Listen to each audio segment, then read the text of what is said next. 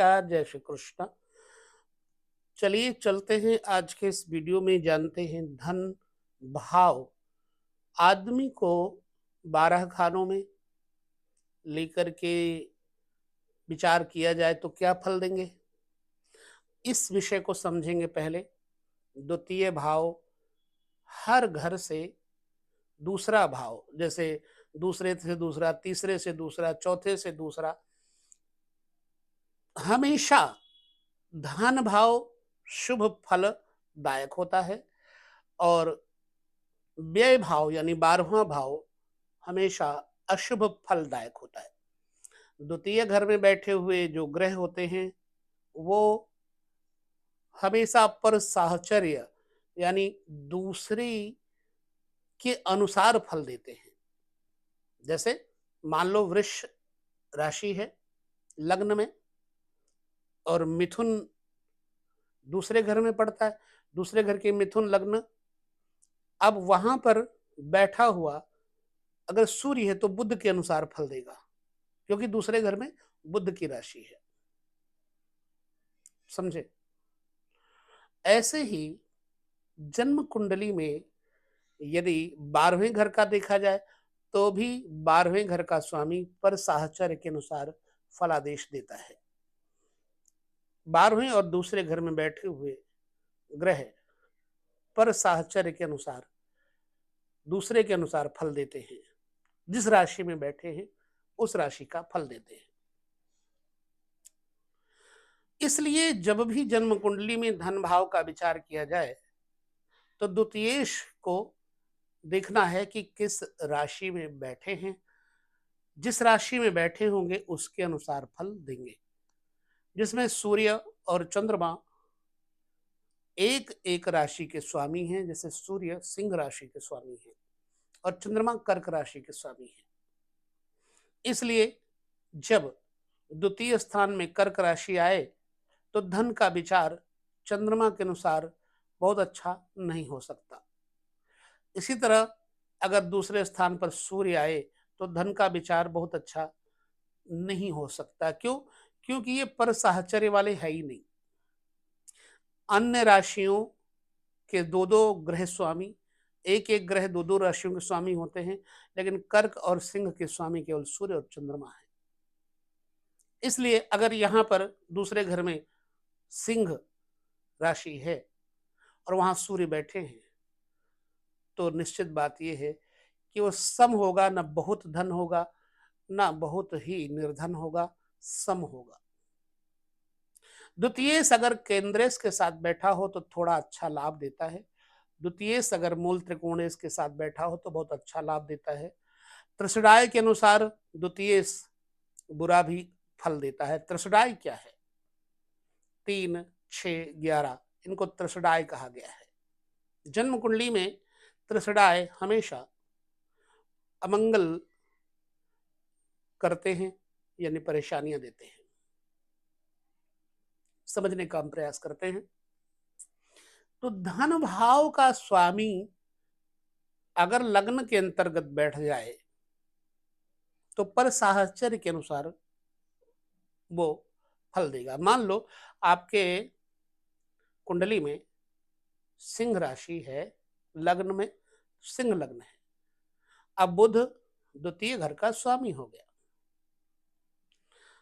अब यहां पर बैठा हुआ अगर कन्या राशि में बैठा हुआ कोई ग्रह है तो बुध के अनुसार फल देगा। इसलिए द्वितीयेश के ऊपर ध्यान रखना कि कौन सा ग्रह है। लग्न में बैठेगा अगर द्वितीय घर का स्वामी किसी व्यक्ति का तो आदमी को धनवान बनाएगा, लेकिन कंजूस बनाएगा। ऐसा व्यक्ति वहां कंजूस होता है। धनेश अगर लग्न में बैठे, हाँ, वह स्त्री के प्रति आकर्षित होता है, स्त्रियों पर पैसा खर्च करेगा, भोगवादी होगा, अपनी जरूरत के लिए उसके पास धन आ जाएगा, पर दूसरे के लिए ये खर्चा नहीं करेगा। ऐसे व्यक्ति की स्त्री सुंदर होती है। जब द्वितीयेश लग्न में जाए तो ऐसे व्यक्ति की स्त्री सुंदर होती है। और ऐसा व्यक्ति व्यवसाय बुद्धि का होता है, व्यापारी, और पैसे से पैसा कमाना उसको आता है जब धनेश लग्न में होता है। तो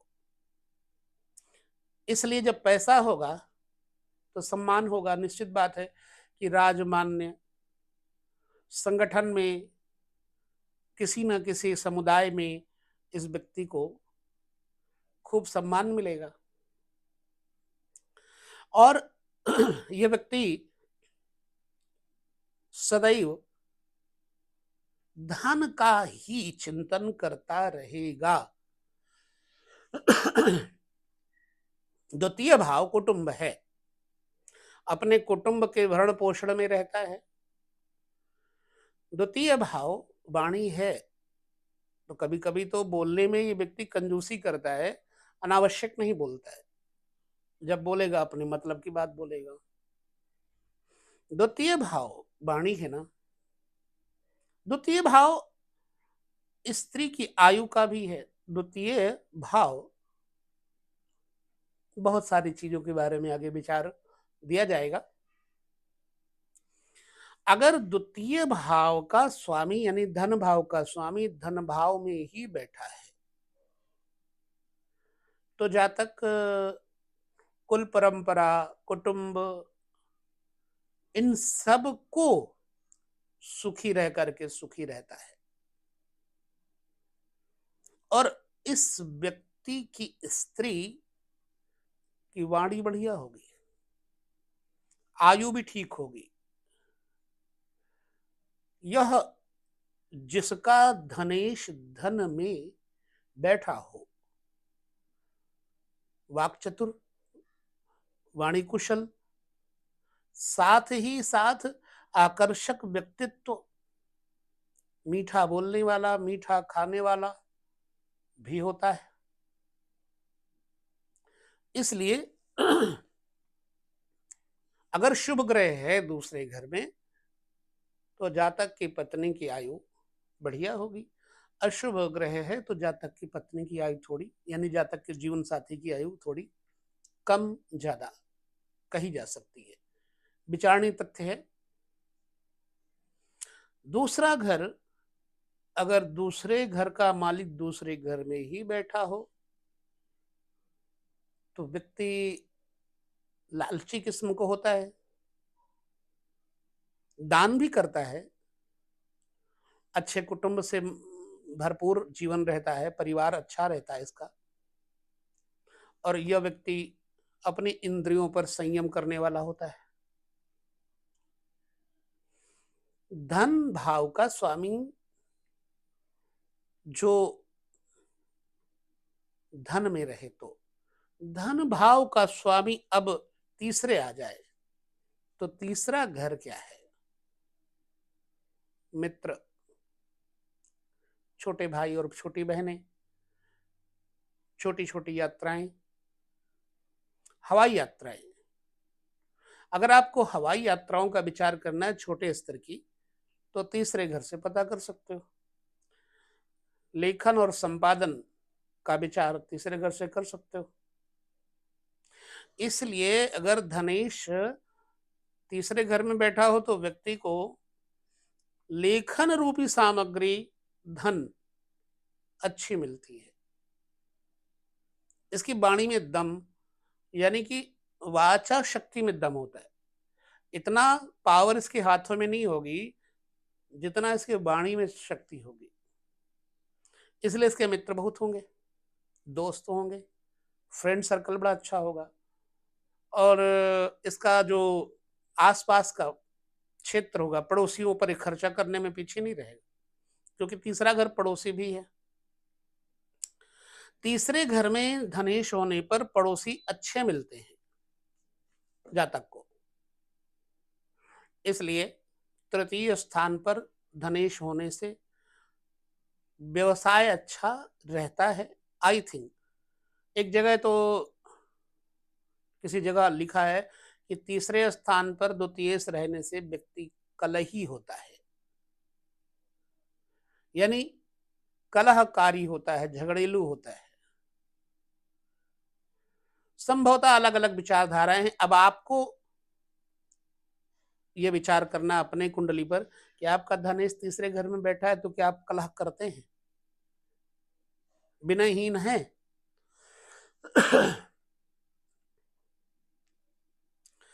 अगर द्वितीय सूर्य हो, द्वितीय भाव का स्वामी सूर्य हो, मतलब सिंह राशि हो, मान लो द्वितीय भाव में कर्क लग्न हो और द्वितीय भाव का स्वामी सूर्य हो, तृतीय बैठा हो, तो ऐसे व्यक्ति को अपने भाई बहनों से बैर होता है। अगर मंगल है द्वितीय, तो ऐसा व्यक्ति चोर वृत्ति वाला भी होता है,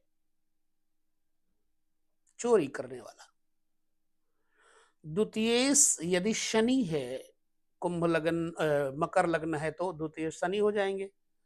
द्वितीय यदि शनि है तो व्यक्ति बंधुहीन होगा, भाई बंधु नहीं होंगे, मित्र भी अच्छे नहीं होंगे। इसी प्रकार से यह भी देखा गया है कि यदि द्वितीयाधिपति पापग्रह होता हुआ तृतीय स्थान में है तो जातक उद्योगी मतलब उद्योग करने वाला होगा, कर्मशील होगा, निठल्ला निकम्मा नहीं रहेगा और विक्रमी होगा, यानी कि उसके अंदर पावर होगी और गर्व घमंडी हो सकता है।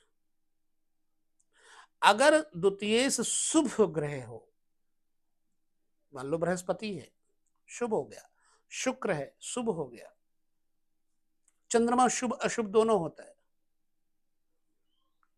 पक्ष के अनुसार पक्ष बली चंद्रमा शुभ होता है। बुध का स्वभाव है जैसी जगह रहेगा वैसा हो जाएगा। तो द्वितीय अगर शुभ है और तीसरे घर में बैठा है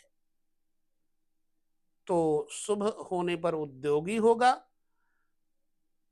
कलह प्रिय, चोर एवं चंचल प्रवृत्ति का होता है। याद रखना, तीसरे घर में हमेशा शुभ ग्रह बहुत अच्छा फल नहीं दे पाते, क्योंकि तीसरा छठा और 11वां इनको त्रसडाय की संज्ञा दी गई है। धन भाव का स्वामी अपने से तृतीय चला जाए, धन भाव से तृतीय यानी चतुर्थ घर जन्म कुंडली में, तो ऐसे व्यक्ति को अपने बाप की संपत्ति मिलती है, अपने पिता की संपत्ति प्राप्त करता है, क्योंकि चौथा घर मां है और यह व्यक्ति हमेशा किसी न किसी व्यक्ति के साथ बिजनेस करता है, उद्योग धंधा बिजनेस।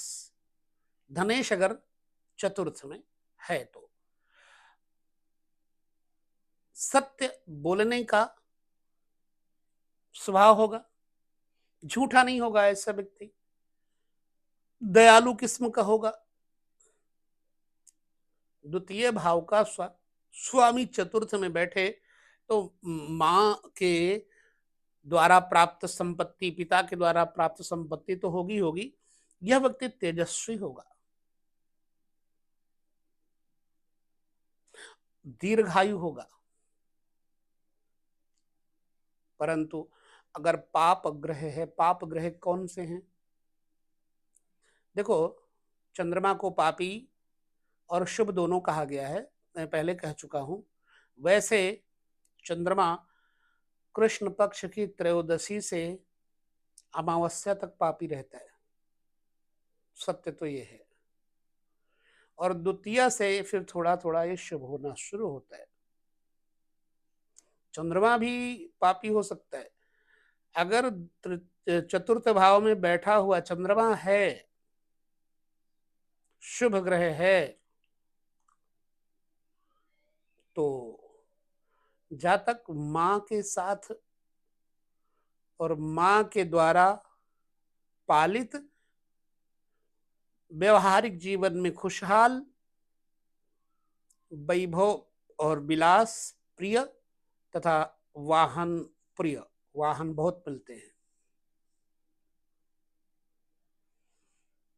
सच बोलने वाला होता है। पाप ग्रह अगर है चौथे घर में, तो जब इसकी दशा आएगी, जैसे पाप ग्रह राहु केतु, शनि को पाप ग्रह कहा गया है, या अधूरा चंद्रमा ठीक ना हुआ तो उसकी दशा में मां की मृत्यु तक हो जाती है। चतुर्थ स्थान मां है।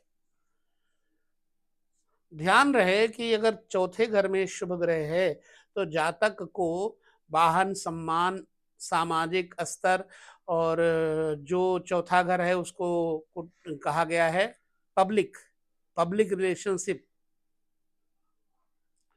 पब्लिक से बहुत स्नेह मिलता है। चौथे घर में यदि शुभ ग्रह बैठे हो और चतुर्थेश अगर केंद्र में हो तो ध्यान रहे, यदि शुभ ग्रह से दृष्ट हो तो ये सारे फल प्राप्त होते हैं शुभ वाले, और अशुभ ग्रहों से पाप दृष्ट हो तो अशुभ फल प्राप्त होते हैं।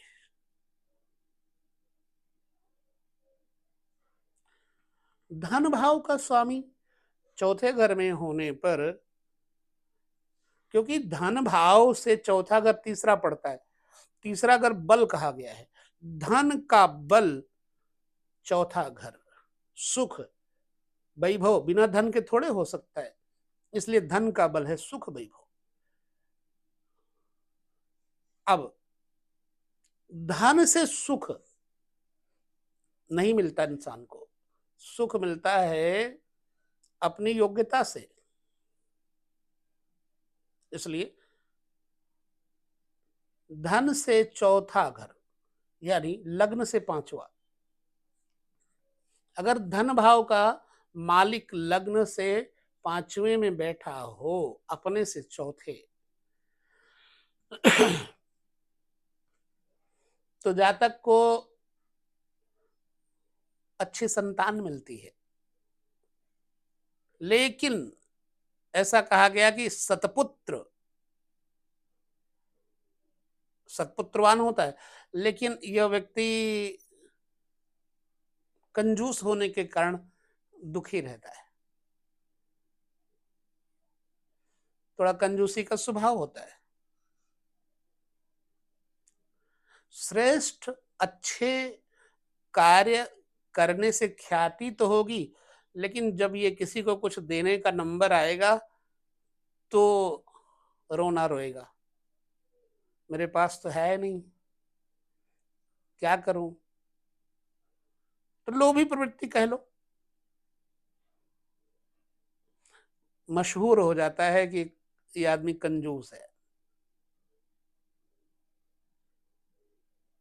विलासी और सुखी मतलब विलास प्रिय, क्योंकि धन से पंचम स्थान चतुर्थ है, चतुर्थ स्थान विलास और सुख का है। इसलिए अगर धनेश पंचम में हो तो अपने सुख की और विलास की पूरी सामग्री, ऐश्वर्य की, एंजॉयमेंट की पूरी सामग्री इसके पास रहेगी। घर में हर वस्तुएं जो चाहे रखेगा, संग्रही होगा। शुभ ग्रह अगर देखते होंगे तब तो ऐसा व्यक्ति कंजूस नहीं होगा, उदार होगा। अगर क्रूर ग्रह देखते होंगे, सूर्य, मंगल और बुध को भी कहीं कहीं ग्रह के अनुसार क्रूर कह दिया गया है। बुध जिसके साथ होंगे उसी की तरफ फल देते हैं। तो पंचम में धनेश होने पर जातक के अंदर क्रूरता दे देता है, कंजूसी भी दे देता है, और अगर क्रूर ग्रहों की दृष्टि है तो जातक को पुत्रों से दुख भी दिलाता है। ऐसे जातक के पुत्र सुख नहीं देते। हालांकि धन का स्वामी पंचम में होगा तो जातक को पुत्र अच्छे मिलते हैं, लेकिन अगर क्रूर ग्रह हुए तो धन का सुख तो मिलेगा लेकिन पुत्र का सुख नहीं मिलेगा। धन भाव का स्वामी अगर छठे घर में हो, अपने से पंचम हो, धनेश स्वयं से पंचम स्थान पे हो, लग्न से छठे स्थान हो, तो आदमी को व्यापार के द्वारा हो, चाहे वो किसी ना किसी जुगाड़ के द्वारा हो, पैसा संग्रह करने में बड़ा निपुण होता है, पैसा इकट्ठा करने में निपुण होता है। धरती जमीन जायदाद खरीद करके बड़ा बनता है, जमीन जायदाद का स्वामी होता है, लेकिन वो इकट्ठा करेगा और माल खाएंगे शत्रु। धनेश छठे घर में होगा तो पैसा ये इकट्ठा करेगा, खाएगा कोई, कमाएगा ये, दुश्मन मौज करेंगे। इसलिए दुश्मन के द्वारा इस व्यक्ति की हानि होती है, धन की हानि होती है। ऐसे 2-3 लोगों को हमने देखा, बहुत पैसा, धन, खेती बाड़ी, आज उनके परिवार में कोई नहीं रह गया और वो धन तीसरा व्यक्ति खा रहा है। इसलिए जब धनेश छठे घर में होगा तो दुश्मनों का भय, इन फ्यूचर में उसका पैसा कोई और खाता है। छठे घर में रिपुहंता कहा गया है, शत्रुहंता कहा गया है। कब? जब धन भाव का स्वामी क्रूर हो छठे घर में, तो छठे घर में कोई भी ग्रह क्रूर हो तो बल देगा, जैसे मंगल, सूर्य इत्यादि छठे घर में होने पर जातक को शत्रुहंता बना देंगे। राहु बैठा हो तो भी शत्रुहंता बच जाएगा जातक। यहां कोई भी शुभ ग्रह बड़ा अच्छा फल नहीं दे पाएंगे, कमजोर बन जाएगा आदमी। इसलिए जब धनेश सौम्य ग्रह छठे घर में बैठेंगे, चंद्रमा आदि छठे घर में बैठेंगे तो जातक का पैसा कोई और खाएगा, जातक स्वयं नहीं खाएगा। दुश्मनों का भय रहेगा, रोगों का भय रहेगा, परेशानियां रहेगी। इसलिए अगर छठे घर में कोई क्रूर ग्रह है, पाप ग्रह है, तो व्यक्ति बलवान होता है। छठे घर में धनेश अगर है, पाप ग्रह है, तो एक चीज और होगी कि जातक के पास पैसा रहेगा ही नहीं। जितना आया खाया पिया मजे किया, ऐसा स्वभाव होगा जातक का।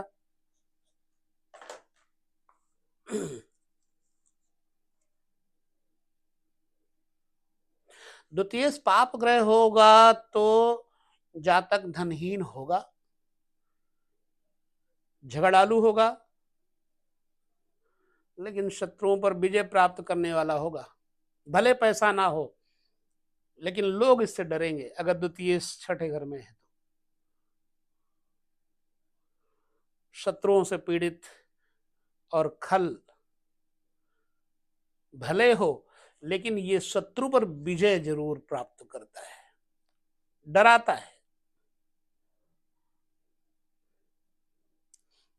क्रूर ग्रह, पाप ग्रह व्यक्ति को निर्धन जरूर बनाएंगे छठे घर में, लेकिन लोग उससे डरेंगे।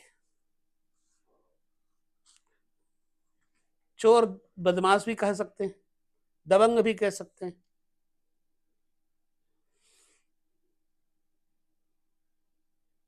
देखिए, हम सप्तम स्थान पर चलते हैं। धन भाव का स्वामी अगर सप्तम स्थान में जाए, धन भाव का स्वामी अगर सप्तम स्थान में जाए तो धन से सप्तम छठा भाव अगर शुभ है तब तो अच्छी पत्नी, झगड़ेलू नहीं मिलेगी, और नहीं धन के कारण पत्नी झगड़ा करेगी और वो पैसा नहीं खर्चा करेगी। जातक की स्त्री कंजूस होगी, ऐसे में जातक उदार होगा, सहखर्च होगा, लेकिन स्त्री कंजूस होगी। हाँ, और जातक की स्त्री भोगवती, विलासी और जातक को पूर्ण आनंद देने वाली होगी। मतलब धनेश अगर सप्तम में है तो जातक की स्त्री जातक को पूर्ण सुख, संपत्ति, समृद्धि, ऐश्वर्य, इन सब चीजों का आनंद देगी, शारीरिक सुख भी देगी, विशिष्ट रूप से धन कारक होती है।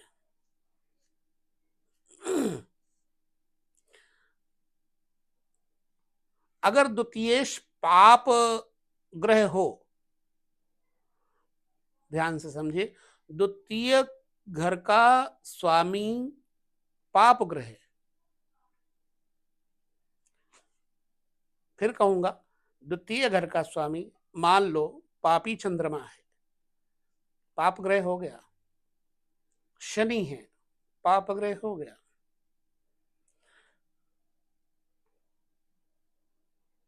द्वितीय घर का स्वामी यदि पाप ग्रह है और सप्तम भाव में बैठा है तो स्त्री बांझ होती है, माने संतान नहीं होगी। धन सुख होगा या संतान सुख होगा।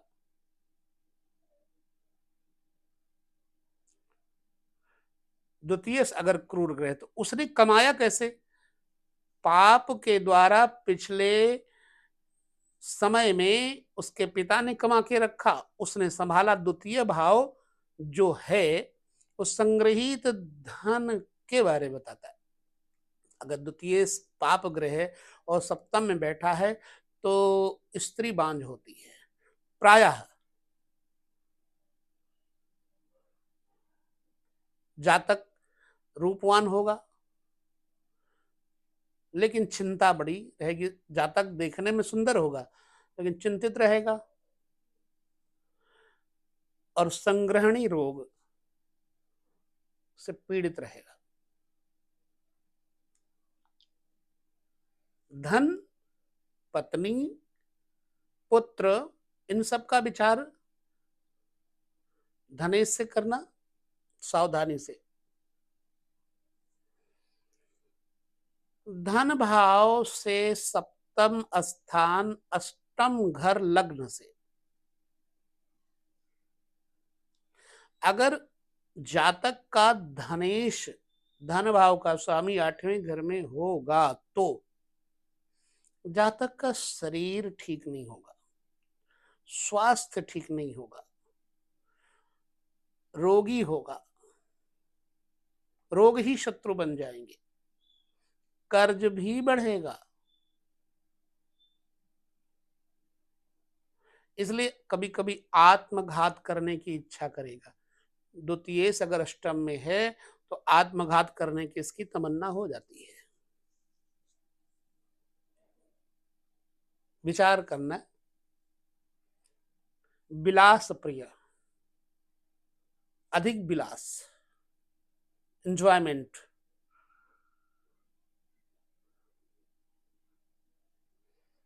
मिले जुले फल मिलते हैं। सातवां घर धन से सातवां घर विलास है, अगर अधिक धन हुआ तो आदमी क्या करेगा? व्यर्थ की चीजों में खर्चा करेगा, मानसिक अशांति का कारण बनेगा, अपने पैसे को भोग में खर्च करे तो क्या होगा? आखिर में एक दिन अशांति फैलेगी, आत्महत्या करने का मन करेगा। और ऐसे व्यक्ति को स्त्री का सुख, पत्नी का सुख बहुत अच्छा नहीं मिलता अगर धनेश अष्टम में जाए तो, क्योंकि अष्टम भाव स्त्री का द्वितीय मुख्य भाव है, वाणी। तो स्त्री के स्वभाव में कर्कशपन होगा, कभी कभी स्त्री व्यभिचारिणी भी हो जाती है, कुछ भी बोल जाना। हाँ, जातक को भार्या सुख की अल्पता, मित्र से संपत्ति लाभ और बड़े भाई का सौभाग्य नहीं होता। मित्र से संपत्ति लाभ और बड़े भाई का सौभाग्य नहीं होता। लेकिन यह व्यक्ति, क्योंकि आठवां घर जमीन जायदाद खेती बाड़ी भी है, इसलिए इस व्यक्ति को जमीन जायदाद भूमि मिलती है। धनेश अगर अष्टम में है तो कौटुंबिक सुख की परेशानी जरूर होगी। मतलब पारिवारिक सुख की उसको अल्पता होगी। परिवार क्या है? कुटुंब क्या है? बच्चे, भाई बहन, स्त्री से युक्त सुंदर घर कुटुंब कहा जाता है। तो कौटुंबिक परेशानी रहेगी अगर द्वितीय घर का स्वामी आठवें घर में बैठा होगा तो। नवम घर में अगर है तो जातक का पैसे से अष्टम स्थानीय उस व्यक्ति का पैसा अगर नष्ट होगा तो धर्म में होगा। धर्म में पैसा नष्ट होना बुरा नहीं होता, व्यक्ति को समाज में सम्मान दिलाता है। इसलिए इसने अपना पैसा धर्म के लिए खूब खर्चा किया और इस व्यक्ति की समाज में खूब प्रशंसा होती है। धर्म कमाने की वजह से भाग्यवान और बलवान हो जाता है ऐसा व्यक्ति। लेकिन कब? जब शुभ ग्रह होगा तो धनेश नवम में, मूल त्रिकोण नवम स्थान में बैठा हुआ राजयोग कारक बन जाएगा। नवम घर धर्म है, यहाँ सौम्य शुभ ग्रह फल अच्छा देंगे, लेकिन बुरे ग्रह आदमी को धर्मात्मा नहीं बनाएंगे, अधर्मी बना देंगे। वो तो कहो धर्म से पैसा कमाए, धर्म की खेती करके ठगी करे। अगर क्रूर पाप ग्रह हुआ तो मंदिरों का माल खाएगा। इसलिए अगर शुभ ग्रह है, जैसे शुभ चंद्रमा, शुभ बृहस्पति, शुभ बुध, शुभ शुक्र, तो धन संपत्ति यश कीर्ति धर्म सब देगा। पाप ग्रह से युक्त होकर के होगा तो आदमी दरिद्री होगा, पैसा भले हो, कंजूस होगा, पैसा भले हो, लेकिन किसी को कुछ देगा नहीं। अगर शुभ ग्रह है नवे घर में जातक का धनेश, तो जातक को ये सब सुख मिलेंगे। पाप ग्रह है तो भिक्षुक आदि वृत्ति के द्वारा घर घर, मोहल्ले मोहल्ले, गली गली घूम करके, कभी मंदिर के बहाने, कभी मस्जिद के बहाने, कभी तीर्थ के बहाने वो पैसा भिक्षाटन करके कमाता है। जीवन निर्वाह करना कहते हैं। इसलिए नवे घर में शुभ ग्रह धनेश अगर है तब तो व्यक्ति के पास बढ़िया होगा, लेकिन अशुभ होने पर ऐसा व्यक्ति धर्म के नाम पर कमा करके लोगों को मूर्ख बनाता है। मेरे ख्याल से द्वितीयेश के नवम गत होने से जातक के केस नहीं रहते। अथवा एक चीज और है, बचपन से ही उसे ये कहेंगे कि रोगी रहता है, सिर पीड़ा इत्यादि, मुख पीड़ा इत्यादि। क्यों? क्योंकि द्वितीय भाव से नवम भाव अष्टम भाव है, इसलिए द्वितीय भाव धन भाव का मालिक। धन भाव पहले समझे क्या है? पिता है, उद्योग है, राज्य है, सरकारी नौकरी इत्यादि है। दसम भाव में बैठा हुआ धनेश व्यक्ति को राजमान्य, भाई और बाप,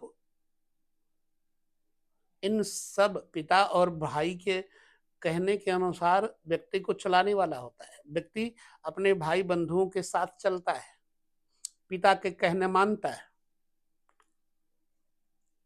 और जब जन्मेगा ये बच्चा, जिसका द्वितीय भाव का स्वामी धन भाव में यानी कि दशम में बैठा होगा, तो व्यक्ति के पिता को धन से भर देगा, यानी बाप को।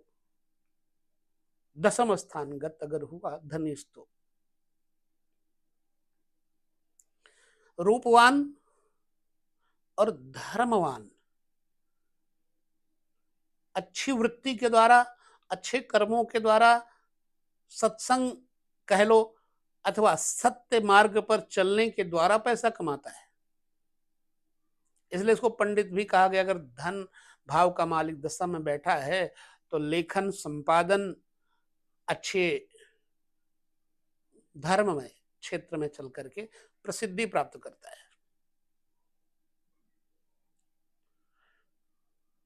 लेकिन घमंडी होता है।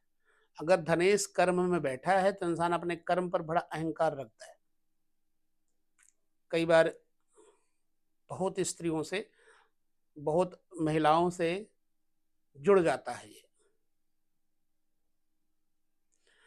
अगर धनेश दशम स्थान में है तो राज्य भाव से, गवर्नमेंट से इस व्यक्ति को निश्चित ही शुभ होने पर लाभ मिलेगा, गवर्नमेंट जॉब वगैरह। यदि द्वितीय से शुभ ग्रह हो तो माता पिता का पालन करने वाला, और पाप ग्रह हो तो माता पिता से ऐसे व्यक्ति का विरोध होता है। निरंतर ध्यान रखिए, धनेश अगर केंद्र में हो शुभ होने पर बढ़िया फल देगा, अशुभ होने पर अच्छा फल नहीं देगा। मूल त्रिकोण में भी यदि शुभ है तो अच्छा फल देगा, अशुभ है तो बुरा फल देगा। 11वें घर में धनेश का बैठना मानो पैसे से पैसा कमाना, अपने धन को व्यापार इत्यादि के द्वारा बढ़ोतरी में लगाना, उद्यमशील बनाना। और व्यक्ति को ऐसा आदमी को पैसे किस व्यक्ति से कमाए जाएं, कैसे कमाए जाएं, उस व्यक्ति पर हम खर्च करें जिससे हमें धन मिले, उससे राजनीति से जुड़ने को मिले। ऐसे व्यक्ति को व्यवहार में निपुण कहा जाता है, अगर धनेश 11वें घर में बैठा हो तो। और 11वें घर में अगर धनेश बैठा होगा तो बहुत बड़े बड़े लोगों से उसके परिचय होंगे, उनके द्वारा ये सम्मान, यश, कीर्ति लाभ करेगा। एक धन भाव, एक आमदनी का भाव। जो संचय किया हुआ धन है उसको ये अच्छे कर्म में लगा करके अच्छे कर्म के द्वारा उस धन की पवित्रता करता है। यशस्वी और भोगी, कीर्तिमान और अपने आश्रित का प्रतिपालक ये व्यक्ति होता है। अगर धनेश बैठा हो 11वें घर में तो जो इसकी शरण में, जो इसके सहारे रहता है उसका भली प्रकार से पालन करता है। धन भाव का स्वामी 12वें घर में बैठा हो तो जातक ऐसा व्यक्ति अपने अपने जन्म स्थान से कभी पैसा नहीं कमा पाएगा। उसको प्रदेश में रह करके अच्छा धन मिलेगा, विदेश जाकर के वो अच्छा धनी होगा। लेकिन 12वां घर है क्या, भोग है, इसलिए 12वां घर व्यर्थ का भोग करवाएगा तो व्यर्थ का खर्चा भी तो करवाएगा। गंदे कुजातियों, विजातियों, उनके साथ जुड़ने वाला होगा, म्लेच्छों की संगति करने वाला होगा। विदेशी लोगों को, म्लेच्छ जो होते हैं ना, यवन इत्यादि विदेशी म्लेच्छ अंग्रेज इत्यादि से जुड़ करके यह धन कमाता है। लेकिन ये थोड़ा क्रूर स्वभाव का होता है, बलवान होता है। द्वितीय शुभ ग्रह हो तो शुभ फल होगा 12वें घर में, और जातक कहीं ना कहीं युद्ध में जीवन जीता हुआ होगा। अपने कुटुंबियों से मतभेद जरूर रखेगा, क्योंकि दूसरा भाव कुटुंब है, 12वां भाव व्यय, क्षय, हानि, अपवाद है। इसलिए अपनों से ही इसको, जब द्वितीय 12वें घर में होगा तो अपनों से ही इसको धोखा मिलेगा, अपनों से ही अपनापन नहीं रहेगा, ये खुद भी अपनों से जुड़ नहीं पाएगा। लंबा वीडियो हो गया है, यही विराम दूंगा मैं इस वीडियो को, नहीं तो आप लोग बोर भी हो जाओगे। अगले वीडियो में तृतीय भाव के स्वामी की चर्चा करेंगे। तब तक हम यहाँ विदा लेते हैं आप लोगों से। नमस्कार, जय श्री कृष्ण, प्रणाम।